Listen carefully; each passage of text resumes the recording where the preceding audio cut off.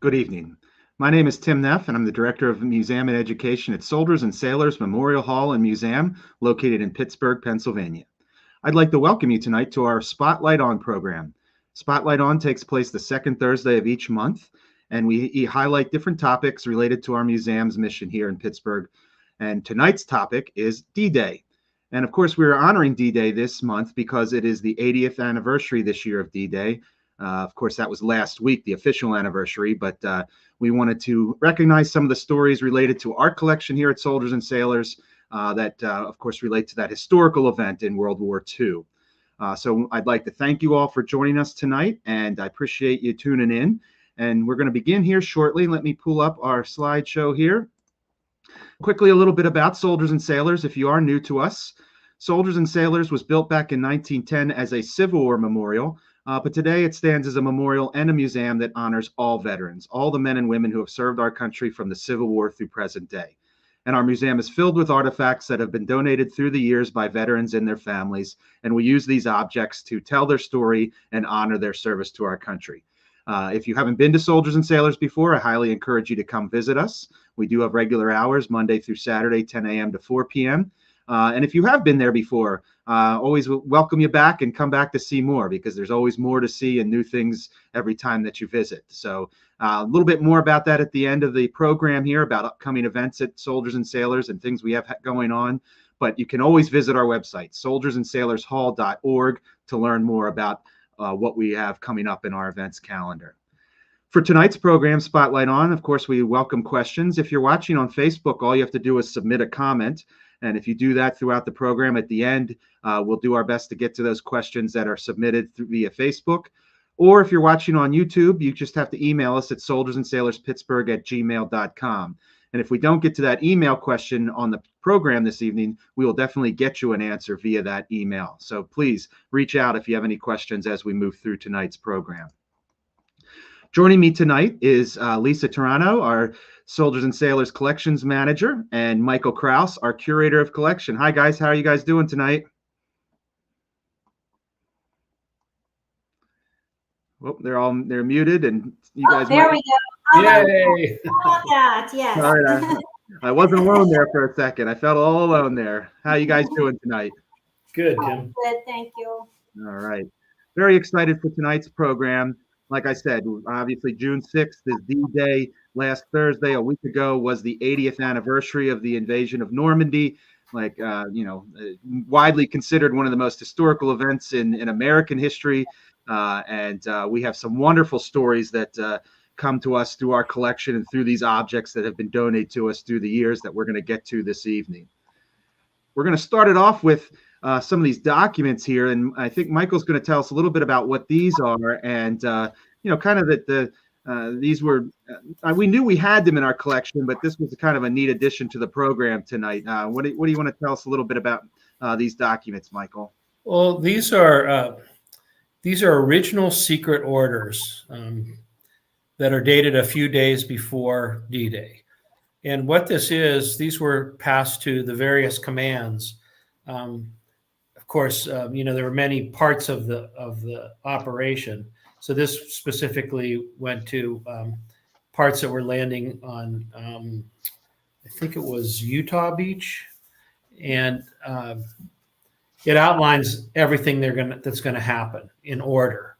This will happen first. This will happen second. When this happens, then this, and the 101st Airborne will be dropped in behind the lines and to secure and cut off resistance. It's fascinating. And to think that it's, today it's pretty much, when you're reading through it, you're reading, oh yeah, okay, I know about this, and oh, that was a mistake, that screwed up, or this was the intention. But you're looking at what would not have been known at the time, and through these, we can really get a clear picture how organized the whole thing was. I mean, there were so many moving parts in it, and it's just amazing to review that and look at all those different things. I had some notes. Oh, here it is, right here. I knew I was around here somewhere. May 28th, 1944. It's order of invasion. it's Operation Neptune for Utah Beach, and it's also says. In fact, Lisa pointed this out to me. Like in many of the directives, it'll say with minimum delay. Like that means these things they're coordinated by time. So you can't stop and think about what you're doing, or you make an objective. You have to keep moving with minimum delay. And of course, we know a lot of the problems that happened with the bad airdrops and boats being blown off course. And the invasion was originally scheduled for the 5th.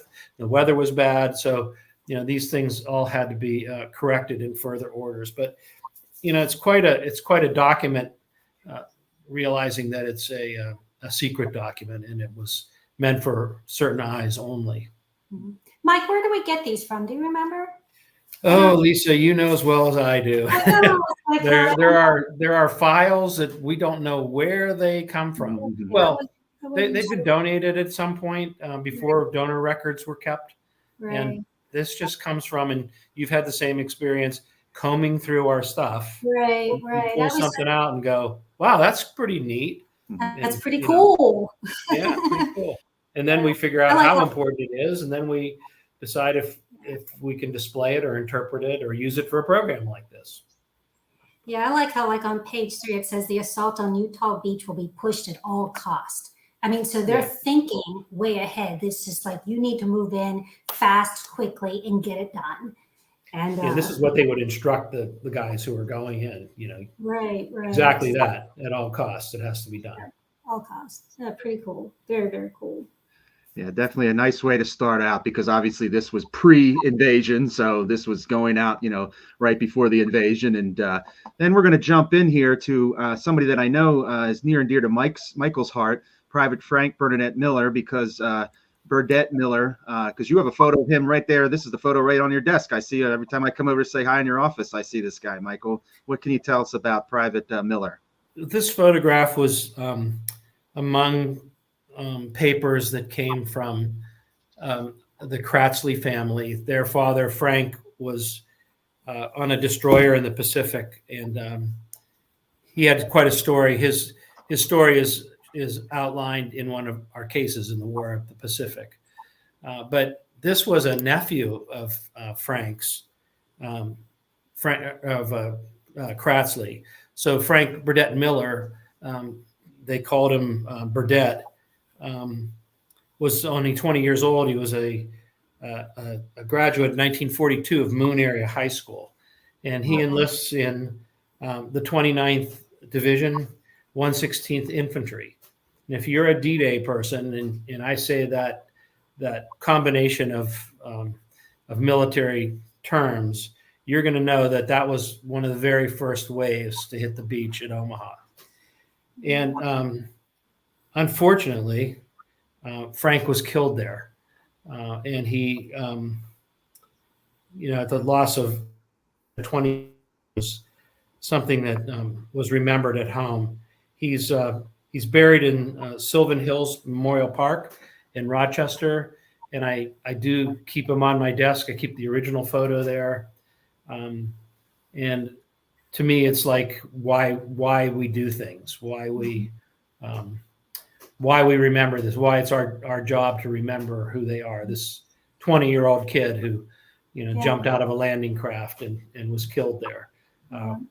We remember him, so it's a pretty important piece of my everyday life at Soldiers and Sailors, and happy to share it with everybody. He's forever young, which is forever young. That smile is right there, and it's I know when I walk into your office, he's always smiling. So it's like it's our little shout out to him every day.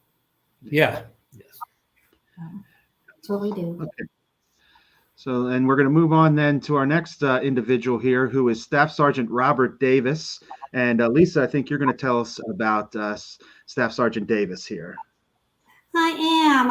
Today I went down a rabbit hole with Robert Davis today. So it's just like my history background is always wanting to know more and more. So Robert Davis is Company A, 2nd Ranger Battalion. He's native to Oakland, PA, right where Soldiers and Sailors is. He was 23 when he was killed in the first wave on Omaha Beach, June 6th. He was actually 30 minutes outside the first wave. So it's what I found out today in Omaha Beach, June 6, 1944. So nearly 400 of the original 1,000 Rangers who set out to Normandy were killed, wounded, or missing. And unfortunately, Robert Davis, Staff Sergeant Robert Davis, was one of them. His commanding officer is Robert Edlin. I hope I'm saying that right. First Lieutenant Robert Edlin, which was pretty famous in his own right. I mean, he went on, he was wounded at, and I'll get to that in a second, wounded at Omaha Beach, but then went on after he was, out of the hospital, and he was recommended sometime in September, I believe, to go ahead and recommended for the Medal of Honor, but he declined in order to remain with his platoon. So the interesting thing about Staff Sergeant Robert Davis is that his family, we have a second slide, his family donated a few things from Robert said from his mother. So we have a telegram on, that unfortunately his mother received saying that he was killed in France on June 6th on D-Day. And then we have this letter from his commanding officer that I'd like to read a part to you. So this letter was from Robert Edlin, First Lieutenant, to the mom, and it was handwritten note. So it wasn't just a typed up formality, that it was handwritten to the mother. And I thought I'd read you a little part. So this is a handwritten note dated August 1st, 1944. And it's, in the corner here, it says somewhere in France. And I'll just read a part of it. It says, "Dear Miss Davis, I'm very sorry that this letter is so late in being written, but have only returned from the hospital in England recently. I had the privilege of being the unit commander of the outfit in which your son landed in France on the first day of the invasion. Since that day, I've often tried to think of some way to word these letters. I'm sure that I've had enough words of sympathy. They come so easily from people who do not actually feel your loss. So maybe it's better I will tell you just how it happened." So he goes on telling the mother of Davis on how her son heroic actions that day. It says, "We landed at an early hour in the morning on the most heavily defended beach of all. Your son was carrying my maps. His job was to guide the unit inland. On hitting the beach, we were taking under heavy fire and the radio operator was badly wounded. I was knocked down by machine gun bullets in both legs. Davis, quote unquote, was nearly across to safety by this time, but he returned under intense fire to the spot where I lay. He told me that he would pick up the radio and carry on with our mission. Then he recrossed the beach and, being unable to do his job from the covered position, moved out into the open, knowing his life was in danger, but also knowing it was imperative that we succeed. At this spot, that's where Davis was hit." And he continues on, and he says, "In closing, I want to say that I have never met a better man and served with a better soldier than Sergeant Davis. If there's anything I or the Rangers can do for you, please let me know. I know that you're being a good soldier, but I know you're being a good soldier about this, as your son was on the beach. Sincerely yours, Robert Edlin." And a very, very personal letter written to the mom, handwritten letter that the family has donated to us. And then among, I think the next slide, among is this, these portraits here. There's the mother and there is Robert. And unfortunately, you really can't see too much here. But when we got this collection, normally we'll go ahead and take it out of this type of frame because it's not going to preserve the artifact properly, so we'll put it in archival sleeves. We decided to go ahead and keep this photograph of Davis and his mother in this frame, because if you look real close, there's a kiss, a mom's kiss on the cheek of her son in this photograph. So I tried to blow it up. Hopefully you can see it, so that's this personal touch that I can only, as a mom, heartfelt can understand, is that she gave her son a kiss, and that kiss is still there. So we decided to go ahead and keep that kiss right where it is on Robert's cheek. So, and then we do have his Purple Heart that was sent to his mother, and there's the back of the Purple Heart that has Robert's name engraved in the back of it. So very, very personal collection that we're so grateful that the family donated to Soldiers and Sailors. Yeah, I love the fact that he's an Oakland young man, right where Soldiers and Sailors is, blocks away. And words of his commanding officer, knowing what needed to be done to succeed. I mean, we saw that in the initial orders, you got to keep moving, you got to keep going. And so often you hear in these stories about, this is what had to be done. And that's just what, I was going to do, or that person was going to do at all costs. And that's what so many of these D-Day stories are all about, is doing their job, at all costs. And we'll be hearing a little bit more similar stories as we move through here, because there's so many of them. It just, I might say, go back.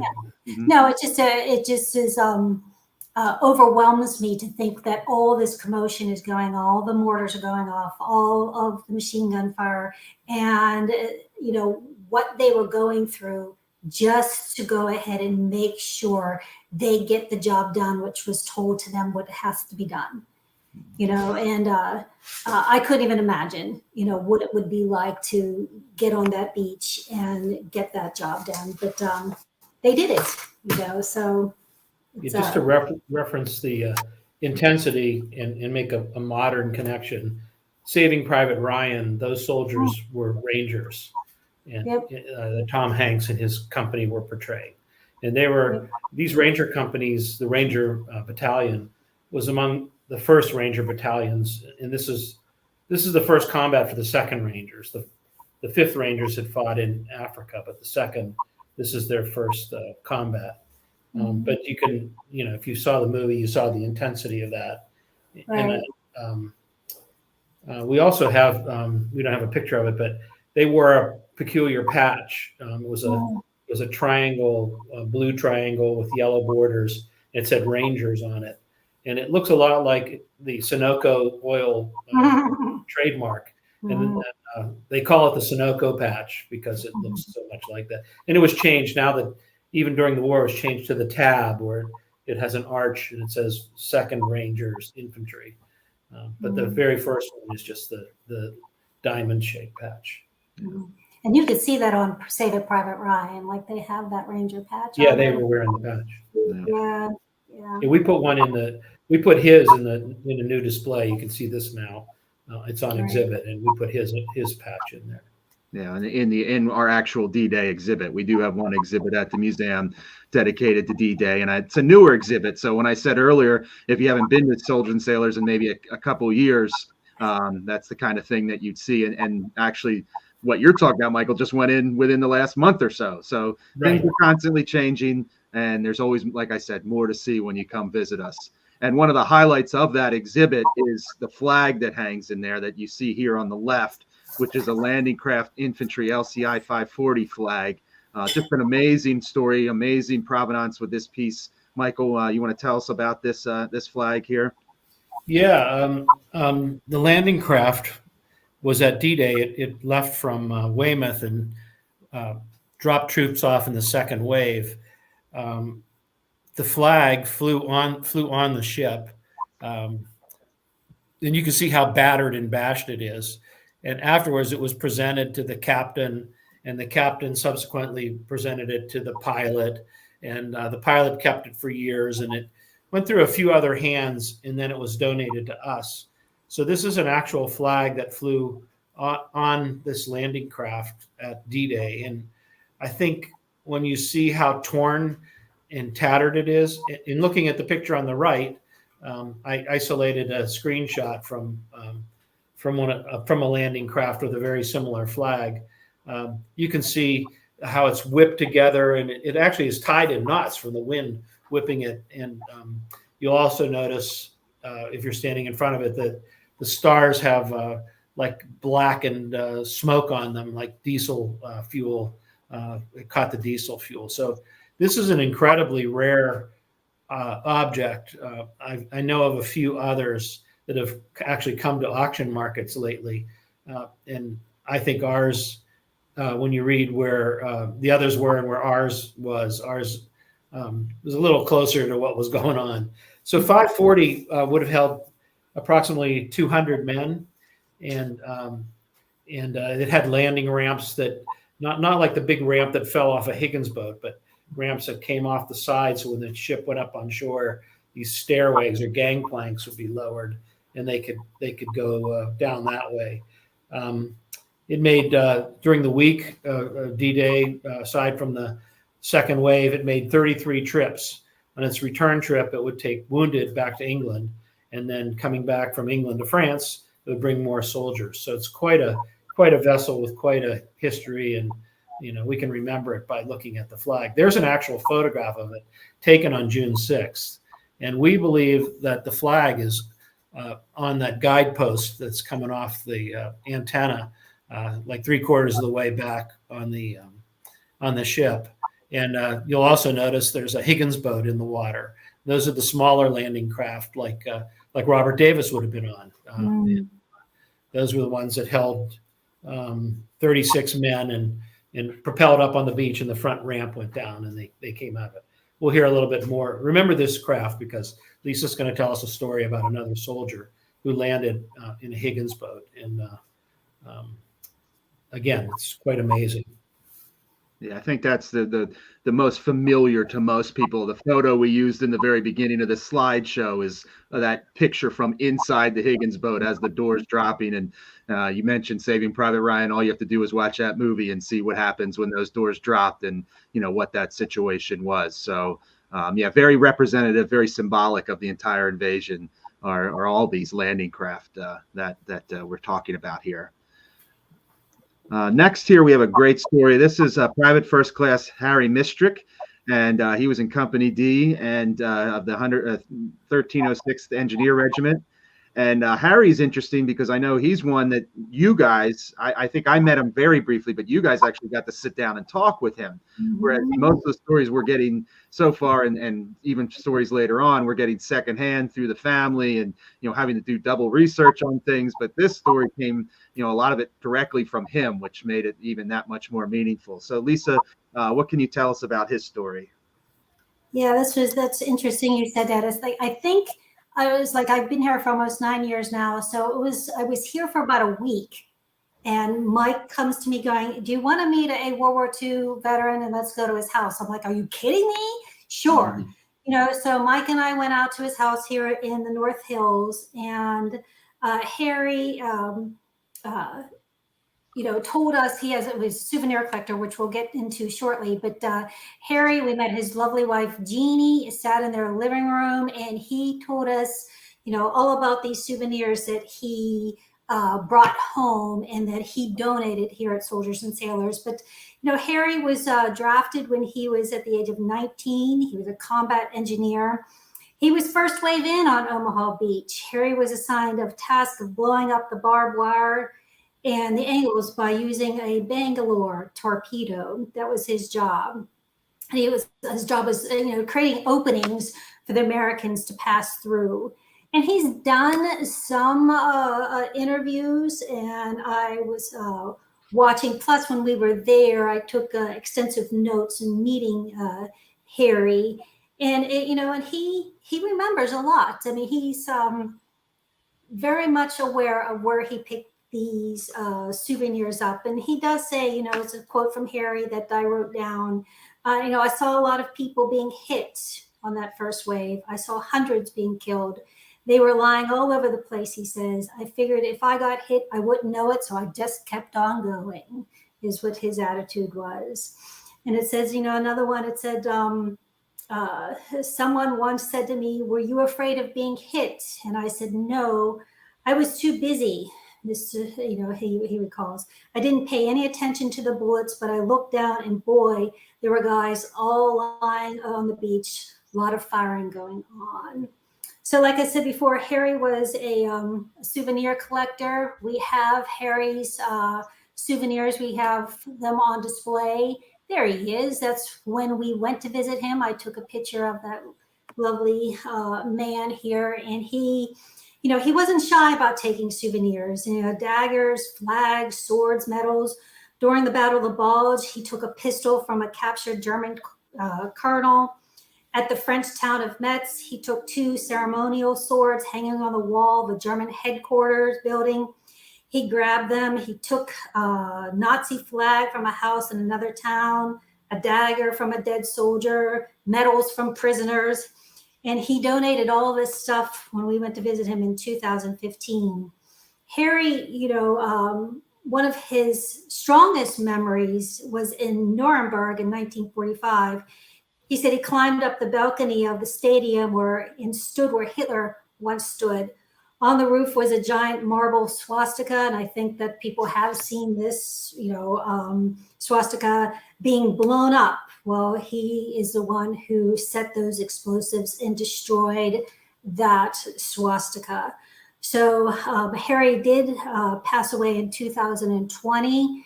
But we are honored to be able to go ahead and actually talk to the veteran. The interesting thing is, Harry said he was sending all these souvenirs back to the States. And he took notes here saying that he just sent it all home to his sister that worked at a post office, a local post office. And she put all of the souvenirs in the window and had them there for him when he returned. So he was able to collect all these souvenirs out of the post office window when he got there. So when he got home. So Harry was one of the few soldiers that when the European campaign was officially over, he was actually sent to the Pacific campaign. He tells quite a story to where he he just it was like 4 people basically with him, 3 other people, 4 altogether, and they were the ones that went in first. And because he was an explosive guy, he was asked if he wanted to go to the Pacific, and his words, not mine, he said, "Hell yes, let's go." And he was over there, so he actually volunteered to go to the Pacific. So that's Harry. He like I said, he passed away. His wife Jeannie is still with us, and we have a picture of when we went to visit them. Jeannie still had a picture of Harry in his uniform in her wallet, and on the back she wrote "My Soldier Boy." So she keeps that with her, constantly. So I thought that was kind of special too. But Harry is on display. All of his items that he sent back are on display as just one man's war. And I think that's what we call it, don't we, Mike? I think that's what we call it, one man's war. And all of his souvenirs he brought back are on display at Soldiers and Sailors. Yeah, I certainly encourage you to come visit and see that. And also, like Lisa said, he has interviews online, right? I mean, I think it's pretty easy to search him and find his interviews online to hear, some of these stories directly from his mouth. Michael, were you going to chime in there with something? Yes, I was. If I can remember what it was. Sorry, I knew I remember what it was. His mission on Omaha Beach was in the very first part where, he had the Bangalore torpedoes. They're like these long tubes. There's a charge on one end, and they hook together, and the tube is pushed up underneath the obstruction, and then there's an ignition switch, and it blows the charge. So he was blowing holes through barbed wire. But he said when his job was done and they broke through, he went up on top of the heights and watched the rest of the invasion. He just watched all these ships and the guns going off, and it was like a show for him. It was really. He actually said having a front row seat at something like that. He actually said he fell asleep for a little bit. He got so tired. He fell asleep for a little bit. And then there was a German plane that was on fire that came over him. This is in one of his interviews I just recently watched. So German plane came over him and woke him up. Yeah. He's like, "Oh, what's that?" And he fell back to sleep. Yeah. He was so tired. So it's like he's quite a guy. We enjoyed him. Yeah, we did. And I don't know if we said, where was he from exactly? Where do we what neighborhood or what? Yeah, he was in Allison Park out here someplace in the park. That's where he lived later. I don't remember where. Right. Seems like it might have been Bellevue. You would have remembered if it was Bellevue, though. Yeah, I would have remembered if it was Bellevue. And my mom lives there. But when we went to see him, it was out here in North Park. I remember it was right North Park. Yeah, the North Hills of Pittsburgh. Yeah. Yeah. Okay, so next we're going to look at Sergeant Charles Lieberth. And Michael, you want to tell us about this guy from the 82nd Airborne? Yeah, Lieberth was 82nd Airborne, and as you know, they were also dropped behind the lines. He was in the 505th Parachute Infantry, and these guys were so highly trained. I mean, they practiced for months and months, and a number of them were killed in some of the exercises. But the airborne troops wore a special uniform, and here Lieberth is photographed in it. It's a canvas jacket with very large pockets because they filled them with all the things they were going to need: ammunition, grenades, extra stuff, and the trousers too have big cargo pockets. You know, this is the beginning. I wear pants today that have cargo pockets, so this is kind of like the beginning of the style. And again, they had a whole lot of stuff in there, mostly ammunition and spare parts or food or whatever, and they also carried a backpack.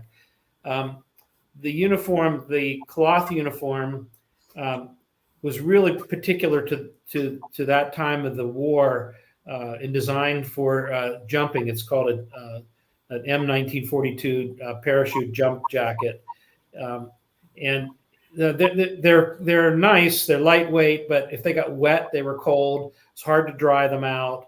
And one of the really interesting features on them is up around the throat. Like if you're parachuting in and you land in a tree or get stuck in a tree, or you land in a tree, in this little pocket on the jacket is a knife that you can cut your lines down with. Now, when they dropped in at night, in the drop zones. The pilots missed a lot of the drop zones. They dropped them in really bad places and off target, but they had a system for finding each other. And each airborne soldier carried a little thing called a cricket. It's a little brass noisemaker, and only the airborne guys had them. So if you heard one and you were airborne, you could respond, and they would know you were not an enemy soldier. That was a kind of a coded way to find each other. And Tim, do you have a comment about that clicker? Yeah, we got a couple of these clickers here. So here's one here. This is not an original. Let me be clear. We wish we had an original. This is not an original. Rare. But this was made. The one we have is a reproduction that was made in the same company, in the same building, on the same machines, and using the same dies that made the original cricket supplied to the troops of parachuted in on D-Day. And it was I don't know if you can see this, the Acme number 470 clicker. That was on the top there. So very simple design. I think if I can give it a click here, you'll probably hear it. And I think the system was very simple, right? One click, and then you waited to hear 2 clicks in return, and you knew that was somebody that was friendly. And if you didn't hear anything after that first click, that means they didn't know the system and that was probably an enemy soldier. So yeah, very simple. Nothing too elaborate. I know in the movie The Longest Day, since we're referencing movies in The Longest Day, they make a big deal out of this, and it was just a little piece of history that is often forgotten or unknown by a lot of people, but pretty cool little invention for just that portion of the invasion, just the night drop of these paratroopers. They show that on Band of Brothers too, don't they? Like in the beginning. Yeah, I remember they might. Yeah, they very well might. Yeah. We have other things that belong to Lieberth. We don't have his jump jacket, but we have several pairs of jump trousers that have been altered by the jump master with bigger pockets, it's interesting. But I just have to finish him up by saying that he parachuted behind enemy lines successfully, but 72 hours after landing, he was struck by explosives from an 80 millimeter gun from a German tank. And that put him out of the war. He was done and came home. And he lived in Pittsburgh and became a local politician. Was very involved in local politics until his death. And his family was generous enough to give us these things, including a wonderful photo album, which this photograph came out of. And I think our next story is also the 82nd Airborne. This is Private Paul Swazik. I don't think I'm saying that right, Michael. Is it? Yeah, that's good. Mm-hmm. Yeah. He's also 82nd Airborne. This is the jump jacket. You can see it's a canvas coat. Looks like a hunting jacket with kind of slash pockets. Very, very similar to the Vietnam jungle coat. Only, of course, it's made of a different color and different material, but style-wise. And Swazik was at Normandy, parachuted in. He landed on the roof of a building, and there were Germans all around. So he pretended he was dead until daylight, and had no orientation of where he was or what kind of trouble he was in. But when he woke up, he was only 6 inches off the ground, and he always thought that was kind of comical. He also jumped into Holland, Operation Market Garden, and we have from him also an M3 grease gun. It's a submachine gun, and his son told me that he didn't carry it as a paratrooper, but when the war was over and they were in Berlin, there were a lot of Russian soldiers and American soldiers mingling. And he got beat up by a couple of Russian soldiers one day, and he procured this machine gun and carried it until he was discharged and brought it home. So it's a really nice souvenir with a little bit of a quirky story behind it. Yeah, and I think I see a note here. He could have he jumped out of a glider plane. The gliders that were obviously, because of the engines, you don't want any sound. So a lot of these guys did jump from these glider planes for D-Day and other drops. And Market Garden, he was on a glider. Yeah. And the only reason I wanted to mention that, though, was a lot of people may know this, but some of those glider planes were made here in Pittsburgh, just like some of the landing craft we talked about earlier were made, up on the Ohio River by the Trevaux, and the Ambridge Bridge Company made the landing craft. The Heinz ketchup plants were converted to make at least portions of the gliders that were used for some of these drops in World War II. So just a little connection to Pittsburgh and the arsenal democracy, as our city is known sometimes. And Pittsburgh just recently got named a World War II Heritage City, which soldiers and sailors played a role in that designation with some of the other local landmarks and kind of bringing more attention to the history of Pittsburgh in World War II as a heritage city here. Okay, moving on. Our next one is Sergeant James Schell. And Michael, you want to tell us about him? Also 82nd Airborne. We have a nice little run here, and we see some of the patches there for Sergeant Schell. Yeah, we're bringing this to your attention because of the patches. Schell's son brought it in. And, of course, we always ask donors, especially if it's a child of a veteran, did your dad talk about it, or what did he tell you? His son said he never mentioned a word about. He didn't know anything about his dad's service. But when you look at this jacket, you see so much. And we tried to explain it to him. First of all, you have the 82nd Airborne patch, the All-American on the sleeve, and he was a sergeant. That's pretty easy to see. His wings are in an oval, and each oval is specific to certain regiments or branch. And this is 505th, the oval that Shell's wings are pinned to. And when we look at his wings, they're pretty amazing because they have, I can't remember if it's 2 or 3 combat jump stars applied to them. That means combat jumps, actual jumps in combat, which is a pretty, again, that just says he was there. He was at Normandy, Market Garden, and I don't know where the third jump was, but he was a participant in it. To the right of the photo with the jump badge is his European Theater of Operations medal that almost any soldier who participated in Europe got. But what makes his unique are the battle stars. You see 4 stars there. Those represent campaigns that he participated in, and he was authorized to wear a star for each one. But the one on the left is a miniature arrowhead. It's like a spear point. And that is actually for D-Day, the 82nd, 101st, some of the units that were the very first ones in that spearheaded the attack were awarded the spearhead. And you'll occasionally see that on a veteran's ribbon bar. And that's a pretty significant piece of the story. On his left, on the photograph on the left side, there are 3 more indicators of his service. One is the little blue framed pin. That's a presidential unit citation. Those were given to exemplary units in World War II, being called out for extraordinary service and recognized by the president. The president issued this award to them. He also has a combat infantry badge. Now, today's soldiers don't wear it on that pocket. They wear it on the other side, above the other insignia. That means he was engaged in combat for 30 days continuously. And you see like a knotted rope on his shoulder. That's called a fourragère, and that was given by France to soldiers who were in the fighting in France, in the division who fought in France. So the entire 82nd Airborne and 101st were awarded that fourragère.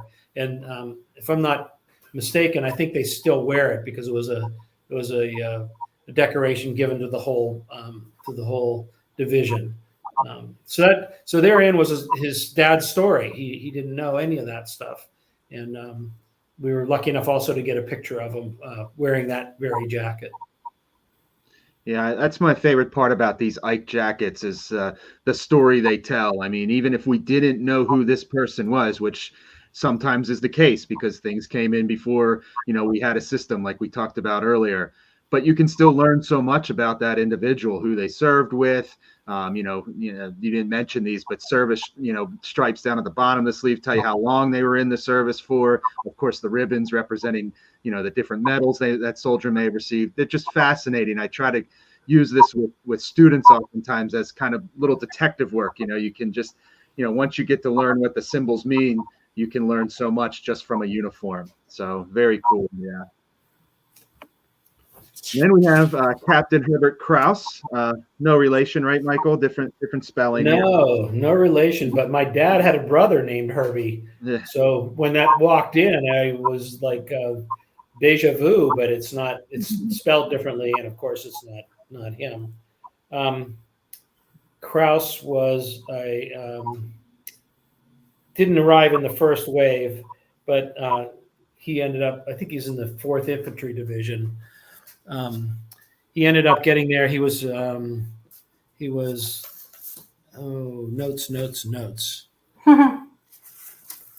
Oh, he was like a spotter for communications and forward observer with communications. And he and his little contingent of 4 other men were in a Jeep and driving and scouting locations for putting up field antennas and that kind of thing.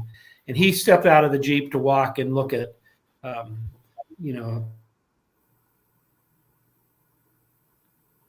a German shell hit the Jeep, an 88 shell hit the Jeep. It was a direct hit, and it killed all 4 guys in his Jeep. And a piece of shrapnel injured Captain Krause in the eye. He lost an eye from that incident. And he was done. That was, this is it for these guys. You get hit like that, and you're out. You're like Liebreth and now Krause. If you survive this kind of wound, you're going home and you're done. Do we have another photo of his uniform? I don't remember if we do or not. No, we don't. No. Okay. All right. So he was a recipient of the Silver Star because that was considered a gallant, valorous act, being that forward observer and risking his life, and certainly the lives of the 4 men. Remembering the lives of the 4 men that were with him. He does have a really good account. I'm just going to read this real quick because I want Lisa to have enough time for the next soldier. This is when he talked about getting off the ship, off his landing craft, and this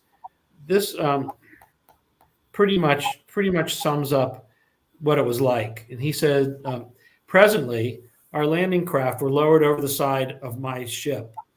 My stomach went in the opposite direction each time the small craft bounded up alongside our larger vessel. So these guys crawled down on these rope nets and got in these little craft, and the wake and the tide and the waves were just pounding them against the other ship. The rope net dropping onto the moving boat, he went on to say. The pilot steered us through the rough sea at 12 miles to the shore. So they were 12 miles out traveling in this small craft. We were now more seasick than before because the smaller craft turned and twisted in all directions, going up and down in each wave. My footing was slippery on the wet metal deck. There was the smell of vomit, and you could taste your stomach. A pandemonium of sounds, sight, and smells. Anything to get off this crazy boat and set foot on land.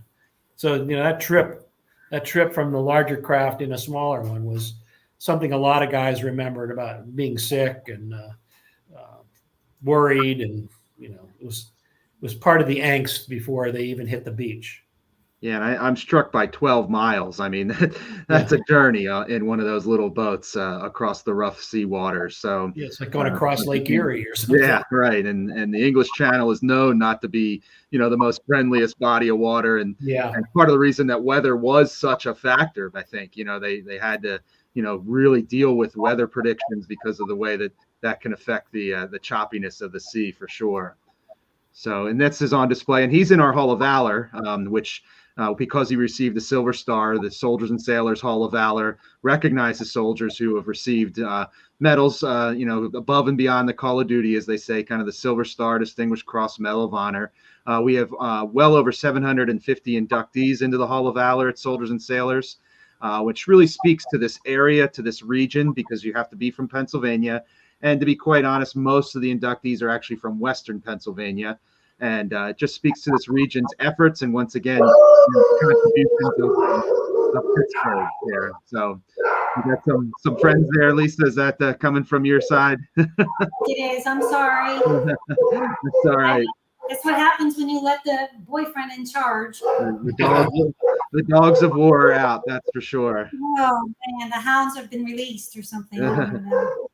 So we have one more little real quick story before we get to our big finale here. Michael, you just want to tell us real quick about the telegram here of the USS Baton. Finding out about the invasion.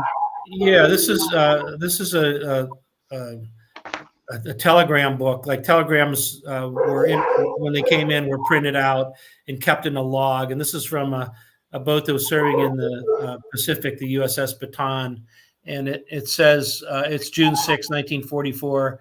General Eisenhower's headquarters announced the Allied troops have crossed the coast of France, and they are supported by a flotilla of Allied air power, and other details no other details were given.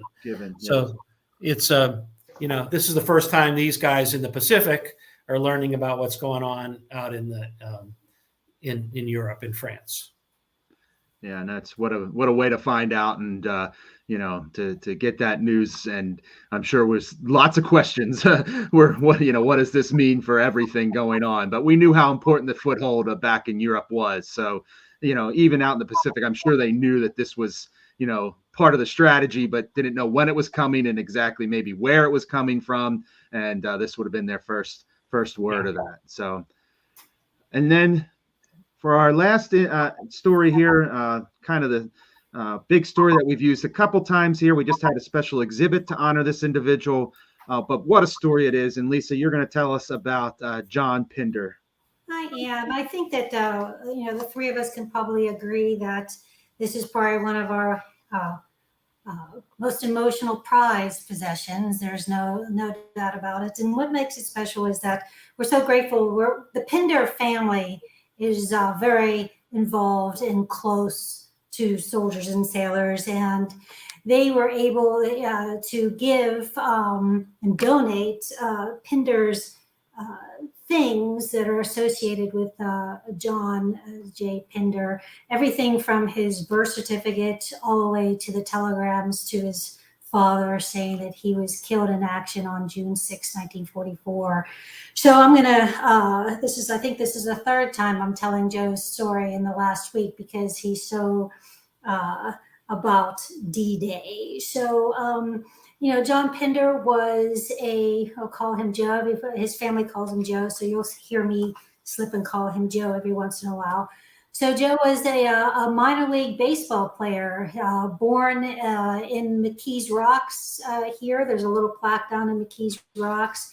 And shortly after, a few years after birth, they moved out to Butler, and where he became a minor league baseball player.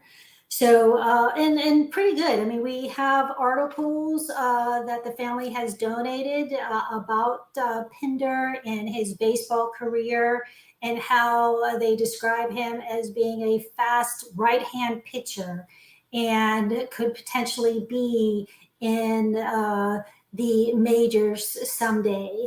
But that didn't happen because Pearl Harbor was bombed by the Japanese, and Pinder entered the military service on January 27th, 1942. So a little more than a month later, he was with the 16th Infantry Division, the first, what we call the Big Red One Infantry Division. So, by the time D-Day started, Pinder was already a seasoned guy. He already went through, Sicily. He went through North Africa, and then he went through Sicily. And so he's now going to be in the first wave of D-Day invasion and Normandy. So Pinder was a communications. He was a radio guy. So he his job on that day was establish communications on the beach. Among the things, like I said, the Pinder family donated, we have eyewitness reports. So these eyewitness reports state exactly what somebody saw Pinder do on June 6, 1944, and they were submitted in order for John to go ahead and receive the Medal of Honor. So what I'm going to do is just read one of the eyewitness reports to you instead of just telling you. So I'm going to read this. It says, on June 6, 1944 at 6:30 in the morning, Tech 5 John J. Pinder, a member of the radio section of Headquarter Company 16th Infantry, landed on Omaha Beach, 100 yards offshore under a terrible hail of machine gun fire and artillery fire, which caused severe casualties among the boatload. Tech 5 Pinder carried an SCR-284 radio, which weighed about 40 pounds, struggled to shore in waist-deep water. Only a few yards from his craft, he was hit and severely wounded. The left side of his face was shot completely away, and he suffered severe shrapnel wounds elsewhere in his body. Tech 5 Pinder never stopped carrying his radio. He made ashore and delivered it to where it was needed, refusing to take cover, afforded or to accept medical attention for his wounds. In defiance of the devastating enemy fire, Tech 5 Pinder again went into the bullet-frayed surf to salvage communication equipment floating in the water. 3 times he made similar trips, although terribly weakened by the loss of blood and fierce pain. He rescued many vital parts and equipment, including another workable radio. On the 3rd trip out of the water, he was again hit, suffering severe machine gun wounds in the leg. Still, he would not stop for rest or medical attention. He crawled ashore with a lost load of equipment rescued from the sea. Remaining exposed to heavy enemy fire, growing steadily weaker, he aided in establishing the vital radio communications on the beach. While so engaged, T5 Pinder was hit for the 3rd time and then killed. So that was just one of the eyewitness reports that we have and what Joe did on D-Day. You know, we have another eyewitness reports that state that John was holding onto his face with one hand and then trying to carry this, you know, huge radio with another hand, just trying to get to shore. So, you know, when I read these eyewitness reports, especially when we're doing tours, you know, students and things like that, I always ask the students, now I read that to you, do you think he went beyond the call of duty? And I get a lot of shaking heads saying, yes, I think that he has. So we have John's, oh, there you go. So amongst the things that the family donated was the contents of his wallet that he had on his presence when he was storming the beaches of Normandy. So there's a picture of his dad, his brother Hal, who at this point, Hal was he didn't know this at the time, but Hal was in a German POW camp. So there's Hal right there.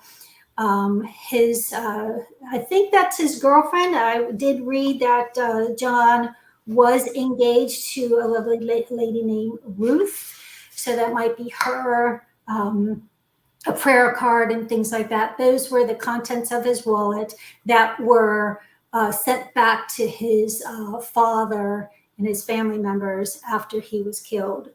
So the next thing that we have, you know, that we're so honored to have is his Medal of Honor. So there was only 4 Medal of Honors issued for D-Day, and we're honored and privileged to have Joe's Medal of Honor for June 6, 1944, his actions on June 6, 1944. Currently, the medal is at the National Army Museum just outside of DC. They called us back in January, I believe, and said that they wanted to go ahead for the 80th anniversary to get all 4 medals together for the first time ever. My initial reaction was, oh, no way. You know, this is ours, and we need this for the 80th anniversary. But then when they called back and said that they were able to go ahead and secure the other 3, we thought that would be amazing to go ahead and get all 4 together. So Mike and I in April went down with the Pinder family, and we're able to go ahead and get a sneak preview of all 4 medals that were issued for June 6, 1944, all in a row, all in one hallway. So we were able to go ahead and have that emotional, wonderful experience with the Pinder family of seeing this together there. Yeah, I think this story is one of the 7 medals of honor that we have in our collection. Although this story does come with so many of those other materials, like the eyewitness account, which we don't have for other ones, and just the fact that it is D-Day, and you know, he gives his life, gets this medal, his family is awarded it posthumously. Just an amazing story. We have his baseball mitt. We have so much of this guy's story from beginning to end, and you know, we're still learning new things. You know, his birthday we're now finding out was the following day, June 7th. So he died the day before his birthday. Although at times the family thought his birthday was June 6th. So it's kind of interesting that we've had to dig through all the great materials that we've gotten from the family. But a big thank you to the Pinder family. They've been so great to us. I know they traveled down to see the exhibit and they were very happy to see him honored as a part of those 4 from Omaha Beach that were awarded. The only 4 on Omaha Beach there at D-Day. So thank you, Lisa, for sharing that. I don't see any questions. I do see a good evening from Paul at the beginning. Hi, Paul. If you're still on, thank you for joining us tonight. As always, I'd like to take a minute here before we wrap up to just tell you about things coming up here at Soldiers and Sailors. You can come in anytime, Monday through Saturday, 10 to 4, our regular hours. Although I do recommend visiting our website, Soldiers and Sailors Hall, before you visit, just to make sure that there's not a private event or something that's prohibiting the museum from opening that day. Guided tours are available by appointment only. Just give us a call or email me, and we can get this guided tour scheduled for you, including a very special behind the lines tour we call behind the lines tour we call it, where you can see stuff that's not on display, and that's all that information is once again available on the website. Coming up here in just about 2 weeks, we have Wednesday, June 26th is our first Family Summer Fun Day.